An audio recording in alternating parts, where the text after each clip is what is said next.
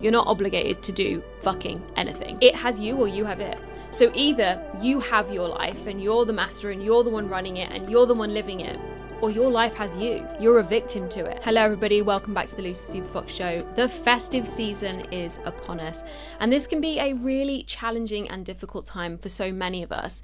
So in this week's episode, I want to share with you how to navigate your emotions during the festive season. So let's dive in. Hello everybody, welcome back. So as the festive season is upon us, for some of us this isn't a happy time, and for some of us this is an amazing time that we just want to celebrate and be all in with. But the truth of the matter is, we sometimes have to interact with the opposite version. So some of us are excited, Christmas is here, and some of us don't celebrate Christmas or don't understand or like what Christmas means. And some of us have difficult relationships that at this time of year we're forced to navigate. And I wanted to share with you just some tips and advice from a trauma-informed mindset coach about how to navigate this season and how to use this season not only as fuel but also as growth for your new era and your new season in 2025 or whatever year you're listening to this in. So first things first.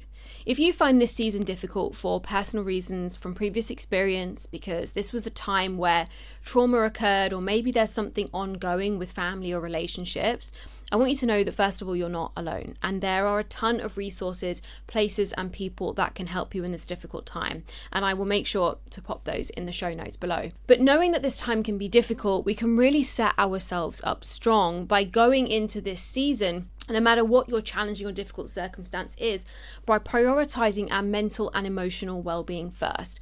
As the saying goes, we can't pour from an empty cup. And the truth of the matter is, a nervous system in deep dysregulation, a nervous system that's fried in fight or flight, cannot handle or deal with or have the energetic capacity to process difficult or challenging experiences. Now, this time of year can put us in rooms with people we don't want to be in. It can force us to look at areas of our life we don't want to look at. And so if we are already coming into this season dysregulated, stressed, not dealing with things, our priority and number one focus needs to be diving into that. It needs to be making ourselves the priority. So how do you do that? How do you do that in a difficult season? And for maybe some of you financially, this is a difficult season. Well, my first piece of advice is to carve out some time for yourself. Now, that time for yourself could only be a couple of minutes in the morning before your kids wake up, or 10 minutes before bed whilst you're cleaning your teeth and washing your face. But carving out that time where there is just you, just some quiet, and just the ability to bring your energy back in rather than putting all the energy out that we often do at this time of year can absolutely be game changing. Now, some of us can find this time of year super triggering because it makes us remember people we've lost or difficult experiences that we've been through. And the key is to remember, and this is one of the most amazing things and profound things I've ever heard from an author called Hal Elrod. He was in a near-death car accident. And literally to the point he broke every bone in his body bar maybe one. But yet he survived, and he has now gone on to live and create an incredible life. But his motto and his message is this: can't change it. Now, you're going to hear that and say, yeah, I've heard that before. But really reflect on it.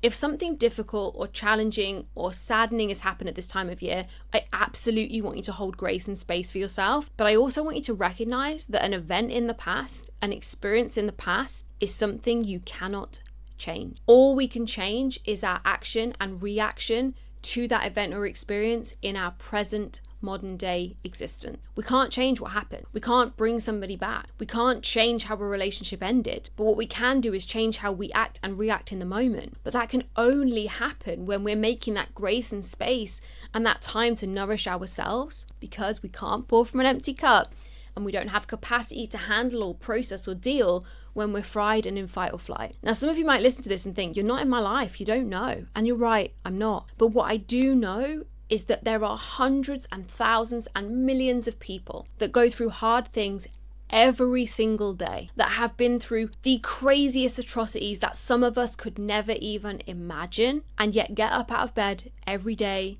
go to work, do their things, and have big missions and create big impact in this world. There is nothing to stop that being the same reality for you. What happens a lot is that when we go through a traumatic experience, or we've had long-lived trauma, so at a young age, maybe we didn't feel loved or seen or heard, that can create an identity in us that we're not good enough, or there's something wrong with us, or we're separate from the people around us. And when something happens or we go through something difficult, We want to push everything and everyone away and believe that we're the only one going through this. The truth is that's not the case. All of us grieve, all of us process, all of us have to deal, but we just deal with it in different ways. But one of the best things that you could do for yourself, for your future life, for the people around you, for how you want this festive season to go, is to process and be willing to do some of that self-care work. Now, self-care might look like a bubble bath or a face mask or time to read a trashy novel if that's your vibe, but this could also be an amazing time to do some introspection. If you have that extra time off work, if maybe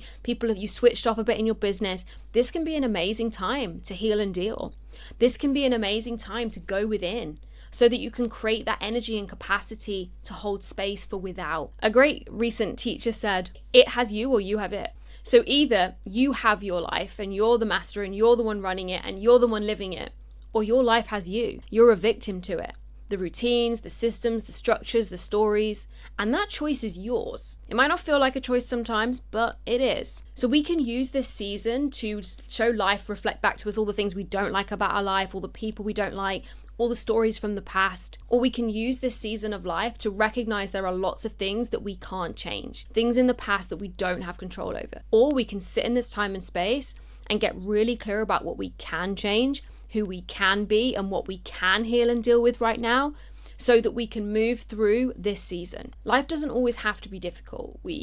I know I'm English. We live in a world where English life is about blaming and complaining or about a stiff British upper lip. And the truth is, life doesn't have to be that way. My life is fucking fantastic. It's very rare that I hate on my life or I'm struggling now. But because I was willing to dive in and deal and heal and be real with myself about where I was living in the past, where I was focusing on things I couldn't change, where I was letting my energy bleed into things way outside of my control or how other people did or behaved or were. And actually, when I took all that energy and brought it back in, I then became the master of my life. I then became the person that could change it.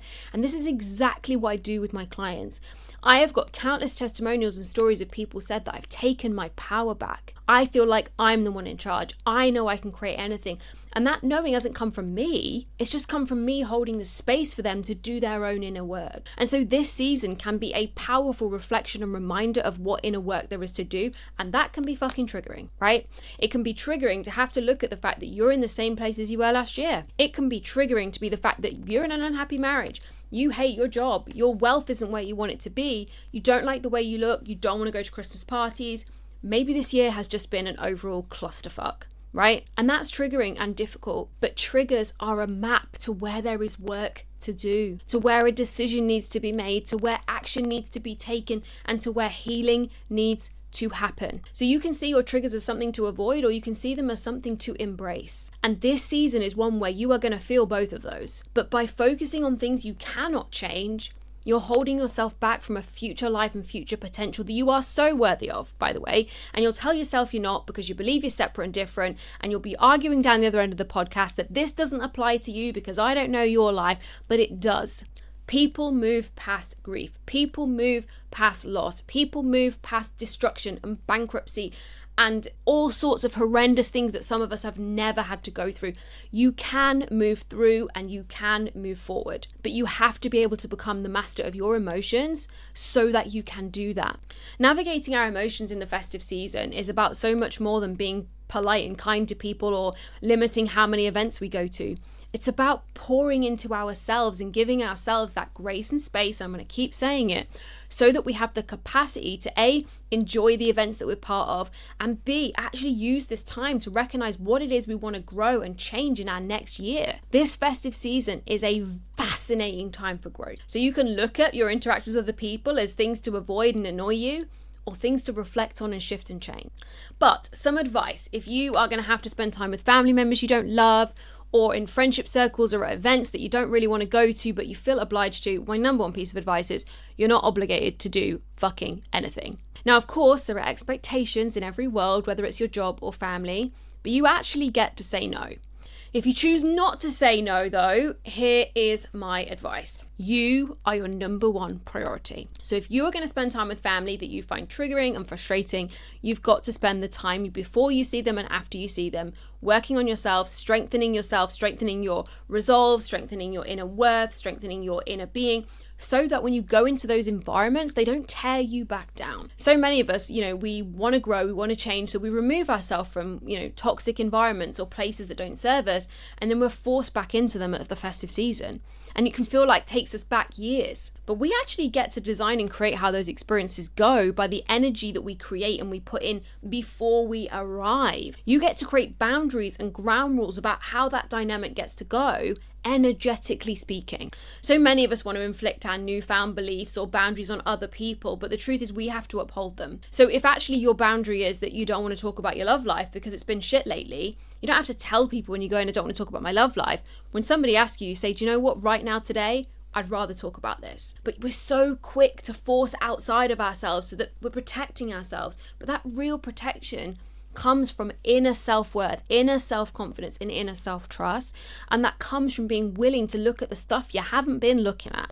So my first piece of advice is, number one, you're not expected to do anything. The next one is that you get to create the boundaries and you get to design the experiences and the dynamics you have with people. The third one is maybe this isn't a really opportunistic time to actually decide how next festive season is going to look for you.